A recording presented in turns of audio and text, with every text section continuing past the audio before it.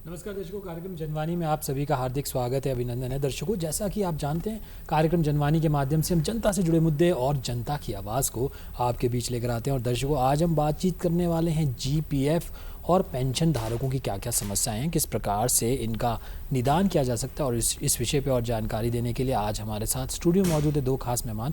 मेरे बगल में बैठे हैं हंसराज हीर जी। हंसराज हीर जी हैं senior accounts officer, AG office, Himachal Pradesh से। सर, आपका भी इस कार्यक्रम में स्वागत है। और उन्हीं के बगल में बैठे हैं Rajendra Chandel ji. Rajendra Chandel ji assistant accounts officer, AG office, Himachal Pradesh. Sir, आपका भी इस कार्यक्रम में स्वागत है। जी हाँ। दर्शकों, मैं आपको बताना चाहूँगा, एक लाइव फ़ोन इन कार्यक्रम है। अगर आपकी कोई समस्या है या आप हमारे एक्सपर्ट से कुछ बातचीत करना चाहते हैं, आपके कोई सुझाव भी हैं, तो बेझिझक होकर आप हमें कॉल कर सकते हैं। हमारे नंबर हैं 017728800177 और दूसरा नंबर है 280178। और नंबर्स आपके स्क्रीन पे फ्लैश कर रहे हैं। आपके कॉल्स की हम बेसब्री से इंतज़ार कर रहे हैं। तो आइए प्रोग्राम को स्टार्ट करते हैं। सर, जब हम पेंशन की बात करते हैं और अगर हम हिमाचल के संदर्भ में बात करें, तो हिमाचल में हर व्यक्ति का ये सपना होता है कि वो सरकारी नौकरी में आ जाए। लोग बहुत ट्राई भी करते हैं, बहुत मेहनत करते हैं, बहुत सारे पेपर्स निकालते हैं और ये स्ट्रगल दिन रात होता है। बहुत ज़्यादा स्ट्रेस भी होता है, टेंशन भी होता है लोगों को कि काश गवर्नमेंट जॉब लग जाए। और जब गवर्नमेंट जॉब लग जाती है तो मुझे लगता है कि वो तो शायद भगवान का एक आशीर्वाद ही है। तो आज आप हमें बताने वाले हैं कि जब आपको गवर्नमेंट जॉब लग जाती है उसके बाद भी क्या समस्याएं हो सकती है और कैसे आपको टैकल करना होता है। सर, जब हम पेंशन की बात करते हैं हंसराज जी, मैं आपसे जानना चाहूँगा कि जो पेंशन है वो हमें क्यों दी जाती है और पेंशन देने का क्या कारण है। एक तो पेंशन जो गवर्नमेंट एम्प्लॉई हैं, सर ये सही कहा आपने कि सभी लोग सरकारी सेवा में आना चाहते हैं। तो सेवा आप कहीं भी करेंगे, सरकार में भी आके भी सेवा करेंगे तो वहाँ भी लोगों की सेवा ही होती है। हाँ, सरकारी सेवा में आके आप पेंशन के बारे में ज़रूर सोच सकते हैं। एक पेंशन एक ऐसा है कि आपकी बुढ़ापा जो है वो सिक्योर हो जाए। मतलब सामाजिक सुरक्षा जिसको बोलते हैं, वो 60 साल के बाद आप काम नहीं कर सकते या किसी काम करना मुश्किल होता है। ज़्यादातर कोई भी शारीरिक रूप से भी काम करना मुश्किल होता है, तो उसके लिए जो सरकारी सेवा में होते हैं उनको सरकार पेंशन देती है जी। और उस पेंशन का फ़ायदा ये होता है कि वो किसी के आगे हाथ फैलाने की ज़रूरत नहीं होती।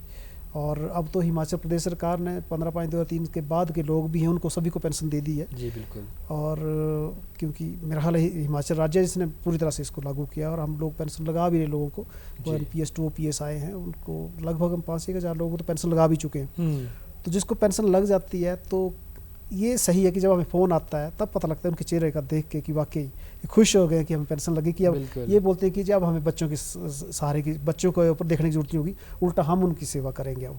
जी बिल्कुल, जैसा कि आपने कहा भी कि जब हम पेंशन की बात करते हैं, हम सरकारी नौकरी की बात करते हैं, तो बहुत ज़रूरी हो जाता है कि जब सर्विस आप देते हैं किसी भी कम्युनिटी के लिए, किसी भी ऑर्गेनाइजेशन के लिए, खासकर सरकार के लिए, और सरकार तो जनता के लिए समर्पित है, तो बहुत ज़रूरी है कि सरकार भी आपकी देख रेख करे। और जब हम बुढ़ापे की बात करते हैं तो बुढ़ापे में आप हंसराज जी जानते होंगे बहुत सारे लोगों को तकलीफ़ हो जाती है। चंदेल साहब भी एग्री करेंगे, कई बार बीमार हो जाते हैं। बहुत सारी ऐसी ज़रूरतें हैं जिनके लिए एक मुश्त पैसा होना बहुत ज़्यादा ज़रूरी है। जब हम पेंशन की बात करते हैं चंदेल साहब, तो पेंशन के साथ जीपीएफ खाता भी बड़ा सिनोनिमस है। लोग कहते हैं कि जीपीएफ खाता होता है, जीपीएफ खाते से हमने शादी ब्याह कर लिया या जीपीएफ खाते के पैसे से हमने कोई फंक्शन कर लिया। तो ये जो जीपीएफ खाता है ये है क्या और क्या कैसे कार्य करता है? ये सर जीपीएफ खाता जो है, जो ओल्ड पेंशन स्कीम थी उसमें ये होता था, और जब से एनपीएस शुरू हुआ था तो उसमें ये जीपीएफ की सुविधा बंद हो गई थी। अब हिमाचल प्रदेश सरकार ने 4/5/2023 को नोटिफिकेशन जारी करके सभी को ओपीएस में, सभी जो कर्मचारी ओपीएस में आ गए हैं। जीपीएफ सर क्या है कि जो भी सरकारी कर्मचारी है उसकी वेतन से प्रत्येक माह एक निश्चित राशि की कटौती की जाती है, जो कि महालेखाकार कार्यालय द्वारा उसको जारी की गई जीपीएफ खाता संख्या में जमा हो जाती है।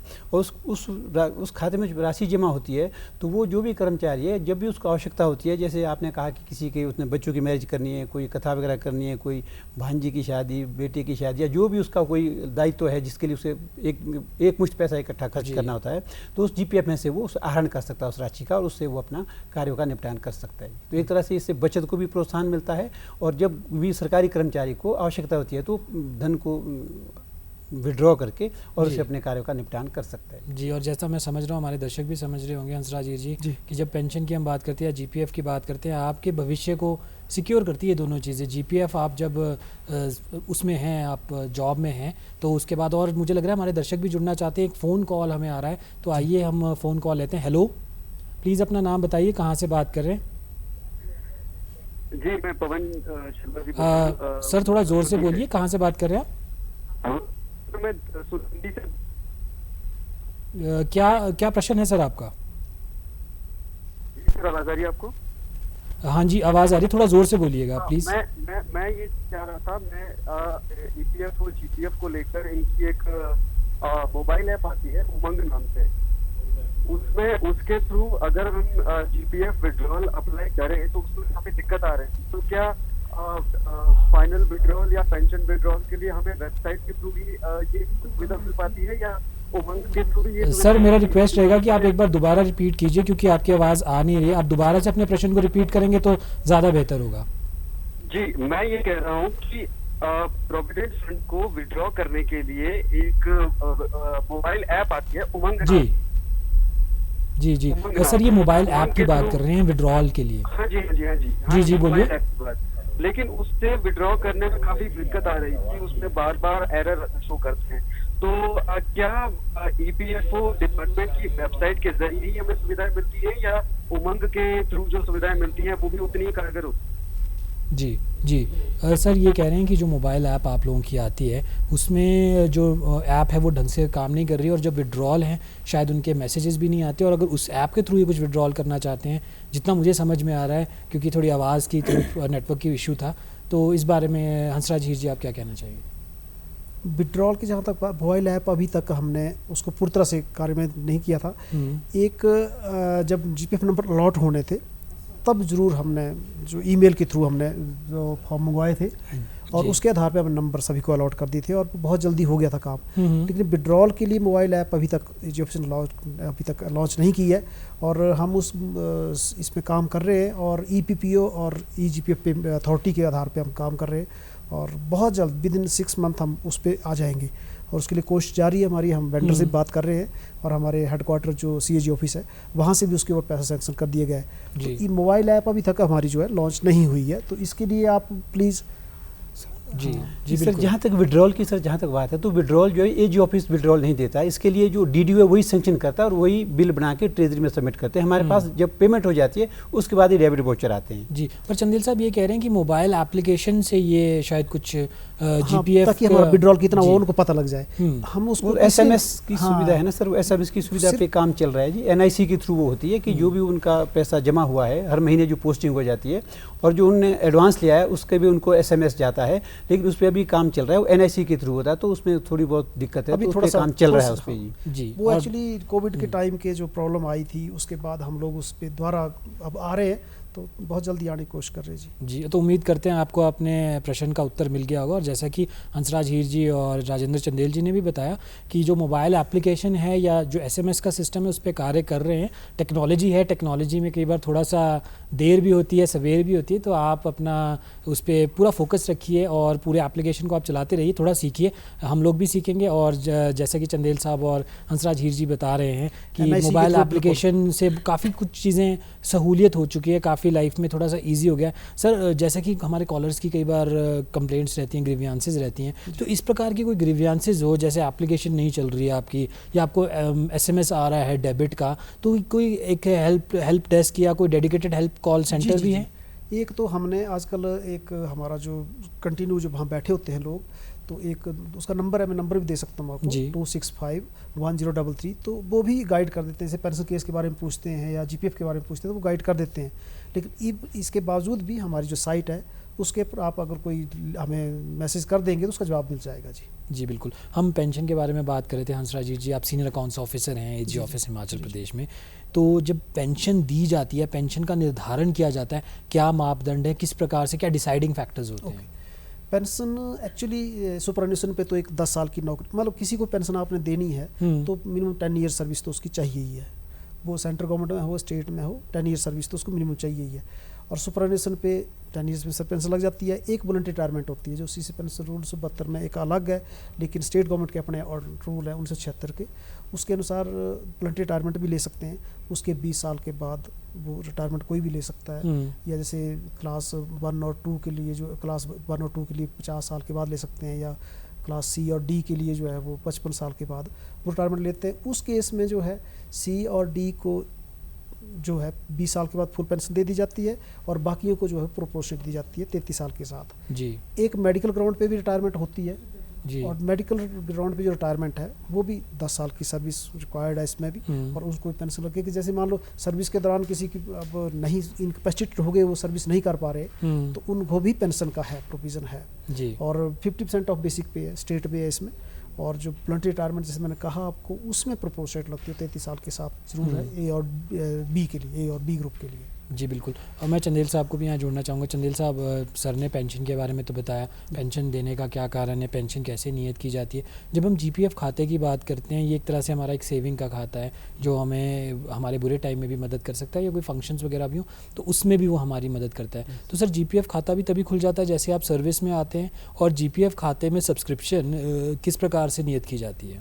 सर, जो भी कर्मचारी सरकारी सेवा में आ गया तो 1 वर्ष के बाद उसे अवश्य जीपीएफ कटवाना जरूरी होता है, लेकिन कुछ इसमें वो 1 साल से पहले भी कटवा सकता है। वो डीडीओ को डिसाइड करना है कि वो अगर परमानेंट पोस्ट के अगेंस्ट उसकी भर्ती हुई है तो 1 साल से पहले भी वॉलंटरी कटवा सकते हैं। 1 साल के बाद जीपीएफ कटवाना जरूरी है, और 1 साल के अंदर उसको महालेखाकार कार्यालय एजी ऑफिस से जीपीएफ अकाउंट नंबर लेना आवश्यक होता है, क्योंकि जीपीएफ नंबर लेने के बाद ही उसकी जीपीएफ में कटौती की जा सकती है उसके वेतन से।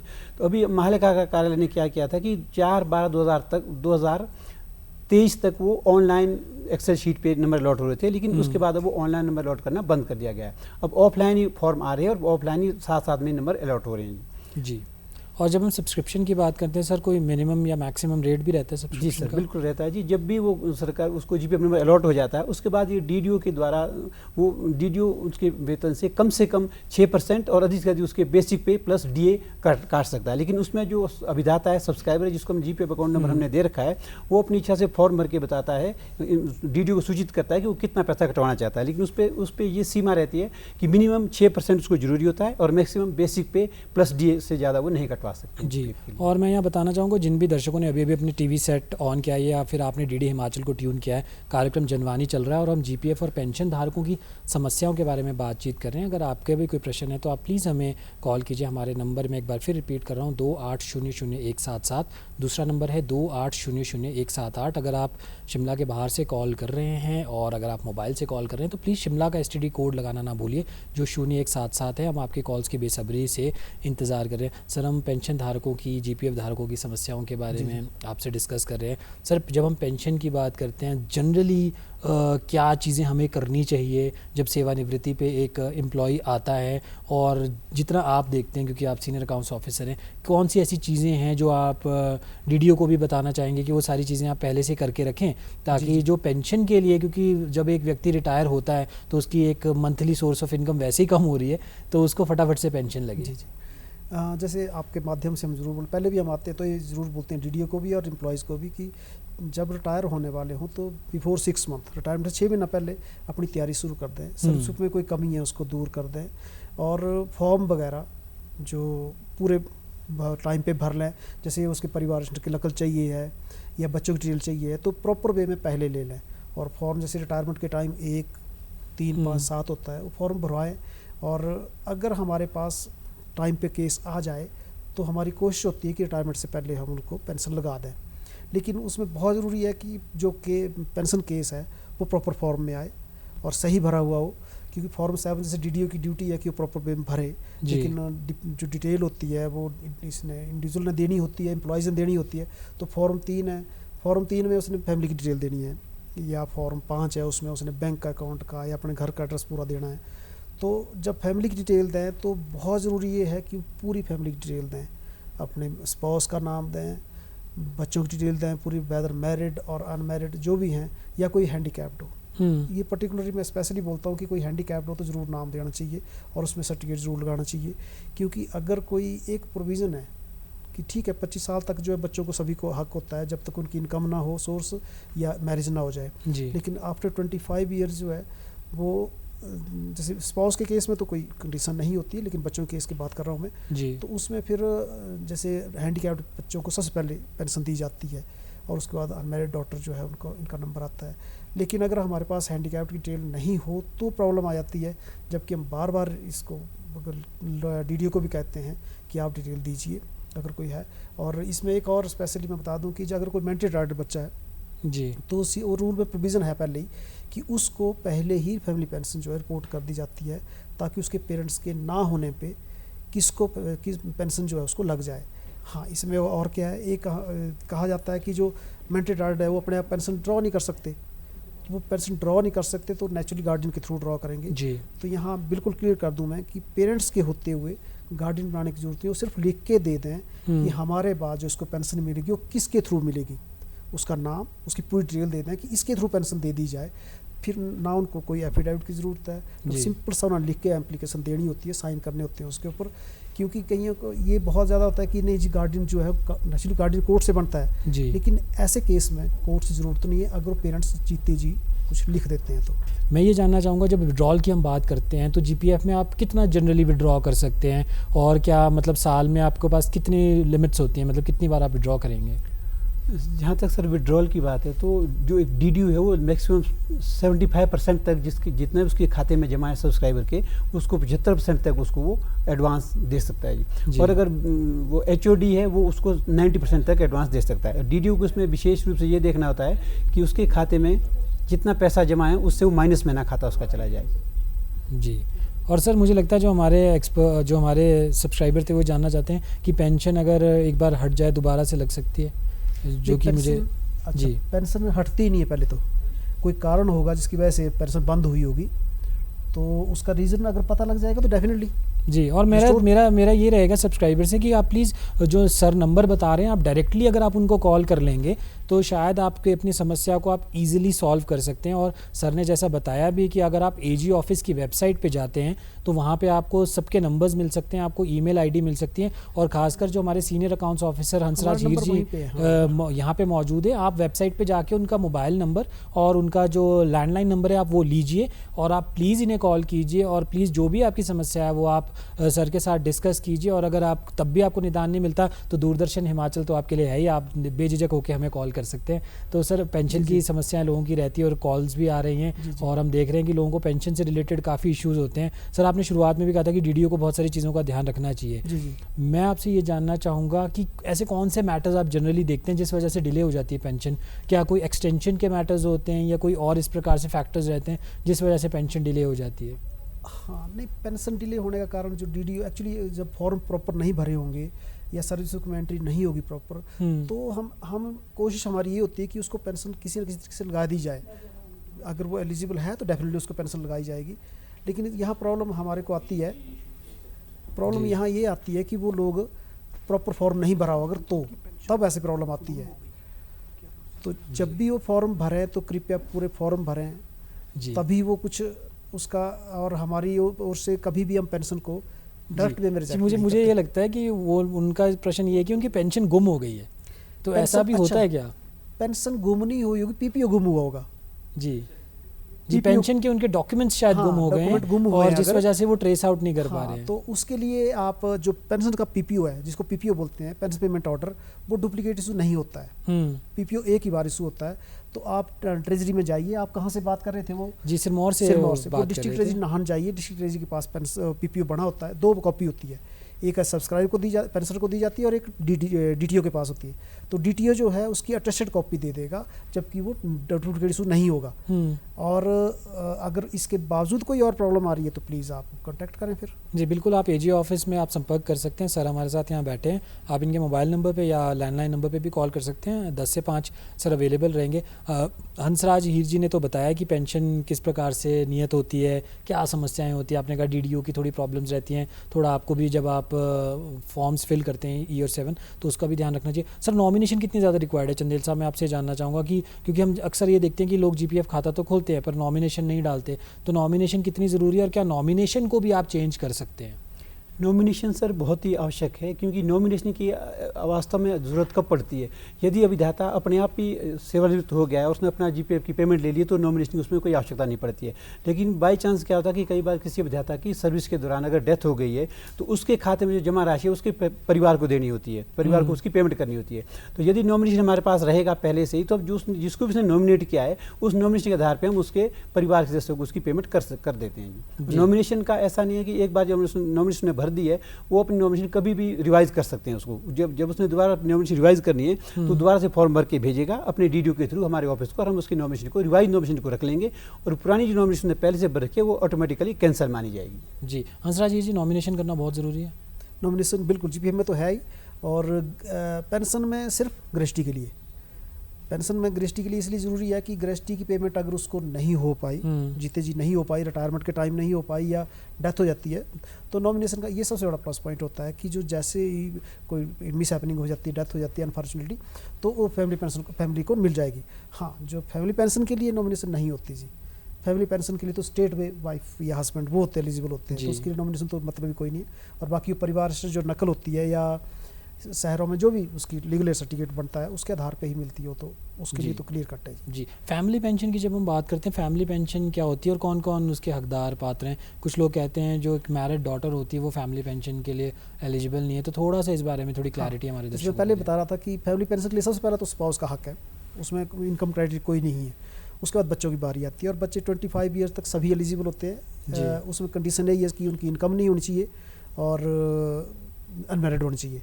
After 25 years of age unmarried daughter, जैसे मैंने कहा आपको, unmarried daughter and widow daughter ये दोनों एलिजिबल हो जाती हैं। और हैंडीकैप्ड बच्चा कोई है वो सबसे पहला हक जो है हैंडीकैप्ड का होता है।